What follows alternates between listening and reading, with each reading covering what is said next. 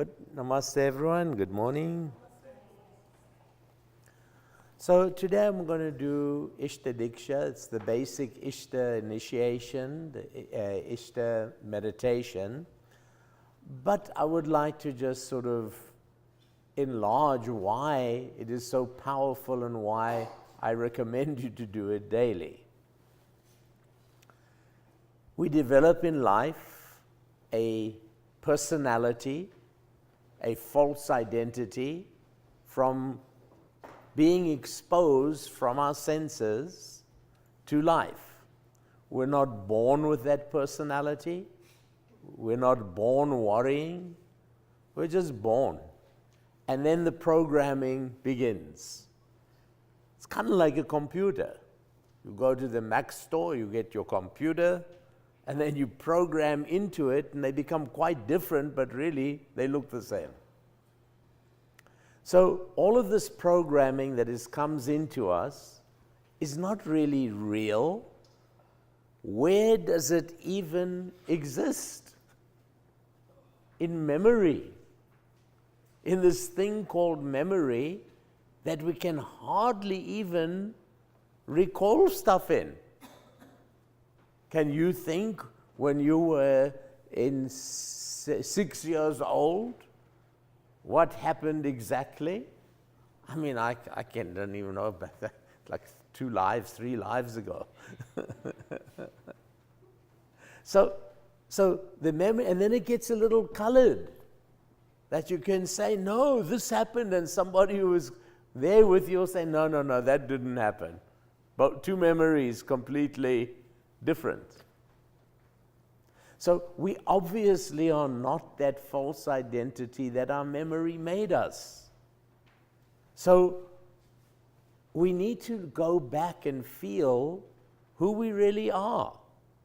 And that part that we really are is the part of us that it can't be experienced in the emotional mind that we develop. Because when you're in that mind, you're trapped in the limitations of emotions and feelings. So the only way you can get there, if you can transcend mind, if you can get beyond mind. How does our brain work in mind? They now have very nice machines that they can read and say, well, when you're freaking out in life, deep beta. Regular beta, where you're just living. Alpha, you've stopped using fight, fright, flight, sympathetic nervous system. Beta, it's full of that. Alpha, you're starting to trigger relaxation response. Your parasympathetic nervous system. Then, if you can get into deep alpha, what happens when you go to sleep? You lie in bed. I don't know if you exactly do what I do. I push my cushion a little bit. I make such shapes my neck nice. Pull the blanket, snuggle a little bit. Let go. You let go, and the hypnagogic state kicks in. Body goes limp. And that triggers the next level, which is theta. Theta usually is dreaming. But dreaming is kind of releasing past stuff that's filled your brain.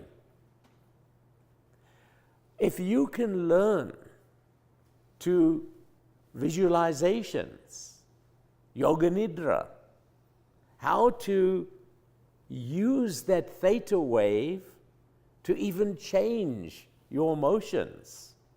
Because you can change emotion when you're in it. Right? If you're feeling angry and or nervous or anxious, and someone says, oh, don't worry, don't be anxious. What do you mean? It's hard to change it when you're in it. So in that theta wave, when your brain, but how do you, normally you've gone limp and you've fallen asleep. So you've got to learn how to stay awake and be in that place like sleep. That's why we sit up to meditate. And you see people, when you're getting there, and I do Shaktipat in particular, you go like this. You're nice, and suddenly, right? And it happens to us. Until you know how to get into that theta rhythm. And it's an amazing rhythm because you can then start projecting into your unconscious, subconscious, your changes you want to make in your life. And then ultimately, delta wave. Delta is the stillest. They have one more, I don't know what it's called. Anyone? Something else, I don't know what that one's called. But I don't know. Anyway, delta is a very still wave which is in deep sleep where you really replenish and where you wake up feeling refreshed. So, you know, sometimes you can go to sleep and you've got something on your mind and you wake up and no, I'm not going to do any of that. I'm actually going to do this. And it's totally out of nowhere, but something came to you. We want to teach you how to get in to that delta wave place, because that's where you tune to that unbound intelligence that we're all born from and are part of, that created our whole universe to be. So it's interesting because we're looking now, and Megan's helping me to find very nice little YouTubes of how we're 99.999% energy. So, of course, the big question was, I said, well, and not just I, but everyone asks, if everything is energy, this is interesting. If everything's energy, and there's big gaps between the matter in my being, how come I can't push my finger through my leg if there are gaps? Why can't I push my finger through this box if there's gaps, if everything is mainly 99.99% energy? And it was amazing because, and I'll make it very quick, but the electrons, of which there are billions, in this little video, there are billions of them, and they show how there's all these different optical paths and that. But because there's so many of them, all moving, they gave the example of a fan. When the fan was still, you could see the blades in the gap. But when it's moving, start to look like one thing. So in the same way, with all the electrons moving, our mind can see the gap. You'd have to have a special microscope to explore where the gaps are. So solid things become solid because of that reason. And that's how we then see it. So we want to give you where the special telescope is to see the gap so that we can touch the energy that is 99.999% of everything and infinite. The telescope actually happens to be in the midbrain, in hypothalamus. That's where your ISHTA is, and where you start to move. When you move your consciousness through both lobes of the brain to the crown, that's where you go into that delta rhythm. And that's where you begin to feel one with that greater intelligence. We need to know that. Otherwise, we're doomed to end up suffering, and the biggest suffering, the fear of death. Because matter will die.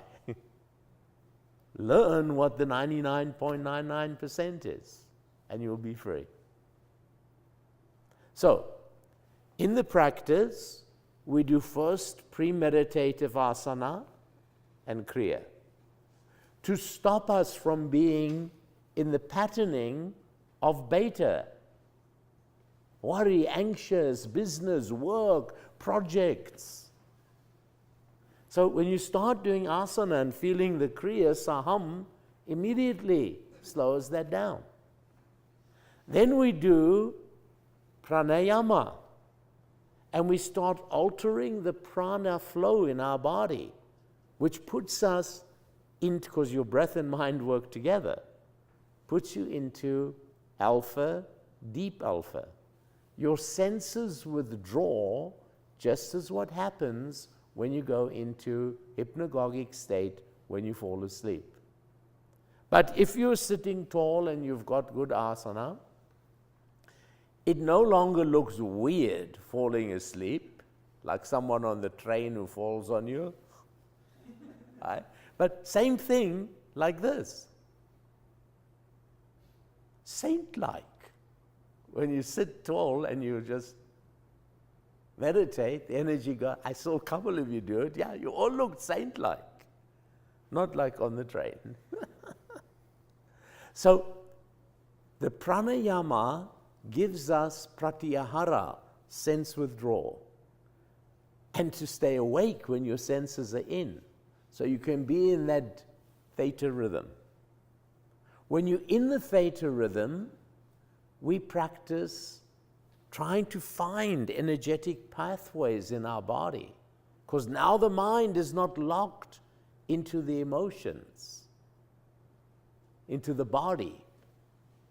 So the kriya techniques, hamsa kriya, feeling up and down the spine. Hum up after we've done 6 breaths, I'm going to ask you up and down the spine.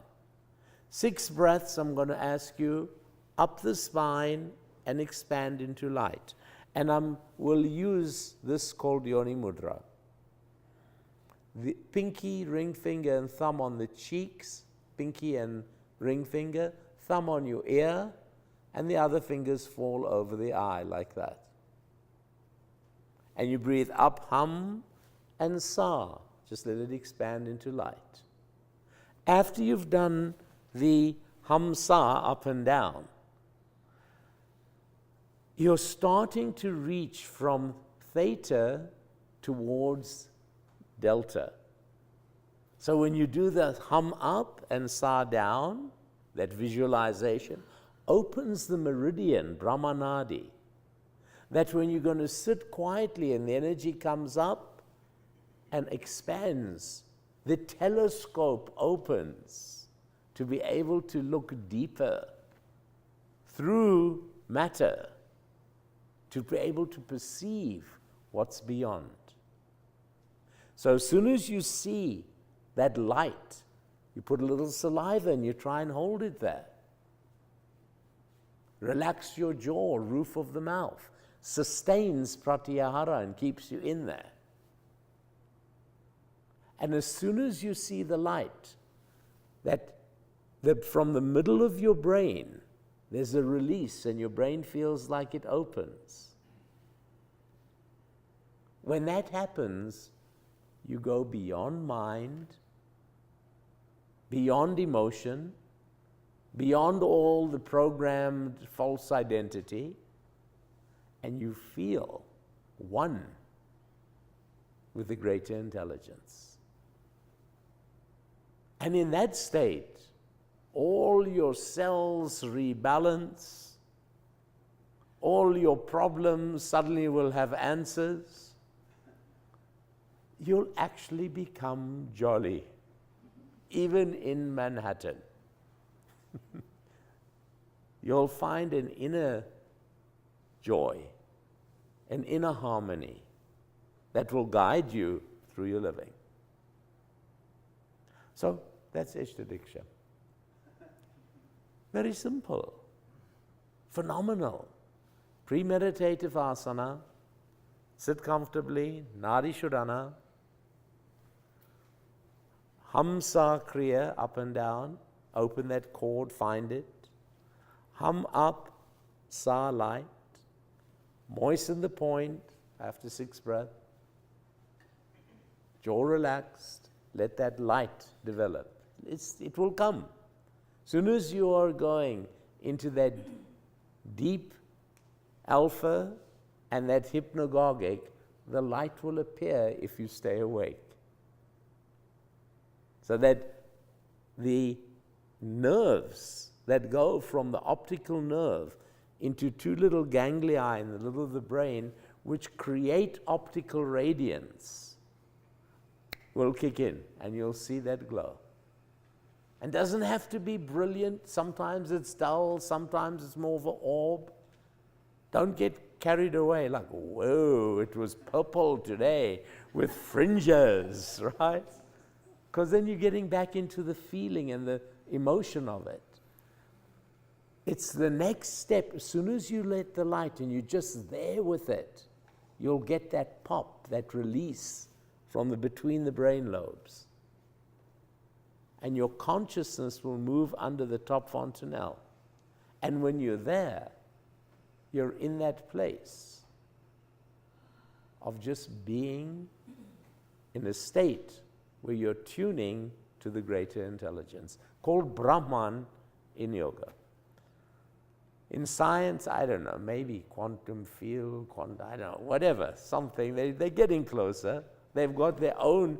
I go with the ancient hypotheses of Brahman, and science have got their new ones. Quantum field, quantum energy, all these things.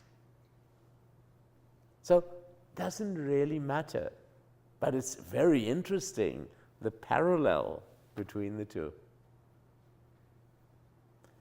So that is the practice. You need to learn to sit for 18 minutes ultimately in that state of just doing nothing. And it's hard at the beginning, but don't worry, start with 3 minutes. 3 minutes, I feel, is a good negotiation with you, that you can sit for 3 minutes by yourself. Train yourself, that you should push for. Because I always tell you, if you can sit with yourself, imagine how painful you are to others when you can't stand yourself. So learn to get your mind quiet. And when it's quiet, you vibrate differently. And your harmony, the love that bonds all beings together, is there. You don't have to try. That's ridiculous. Because in America, you're taught to try. Ivy League, trying, please. Try very hard. And I'll say, no, it's already there. The genius is there. So stop trying. Let yourself just be there. 3 minutes is the contract I would like to make with you for daily practice. The prior practices of the ISHTA Diksha get you there. Diksha means initiation. What does that mean? That means that I'm nearly sweating now because look what I had to prepare to try and enthuse you to let go and feel these different energy levels that actually go on in our being. So, yeah, I was being a cosmic salesman. I think I did a pretty good job. Yeah. Let's come and try and put this together and feel it. Are there any questions before we begin? What was the first breath? The first breath? The first. The breathing, the Nadi Shodhana. So, let's come and now we'll start the premeditative Kriya. Come on to all 4. And I hope I've enthused you to start feeling different. You're going to pull yourself out of beta. Deep beta means crazy. Fight, flight, fear. So start to do cat-cow. But more than just cat-cow, feel from top of the head to middle of pelvic floor on inhale. On exhale, feel your lower abdomen draw in, and there's a distribution of energy through the nadis. There are many of these nadis, 72,000. Feel how they intersect at every joint. Every joint in your body is a subchakra.